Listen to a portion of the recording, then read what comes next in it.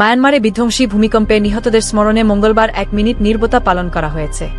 এই দুর্যোগে এখন পর্যন্ত 2700-এর বেশি মানুষ প্রাণ হারিয়েছে, যার মধ্যে মান্দালয়ের কাছে একটি প্রাকবিদ্যালয়ে 50 শিশু নিহত হয়েছে।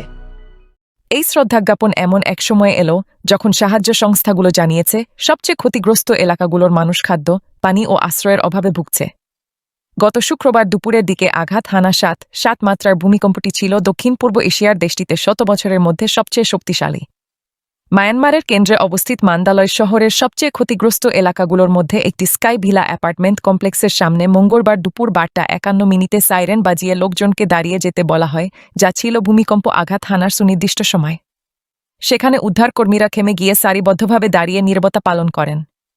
একটি রেস্কিউ টেন্টের পাশে বাঁশের খুঁটিতে মায়ানমারের জাতীয় পতাকা অর্ধন্মিতভাবে উড়ছিল, আর কর্মকর্তারা ঘিরে রাখা এলাকার ভেতর দাঁড়িয়ে দেখছিলেন, আর স্বজনরা একটু দূরে দাঁড়িয়ে শ্রদ্ধা নিবেদন করছিলেন। এদিকে 2021 সালের সামরিক অভ্যুত্থানের পর থেকে চলমান গৃহযুদ্ধের কারণে ভূমিকম্পে আহত ও গৃহহারা হওয়া মানুষদের কাছে সহায়তা পৌঁছানো আরও কঠিন হয়ে পড়েছে।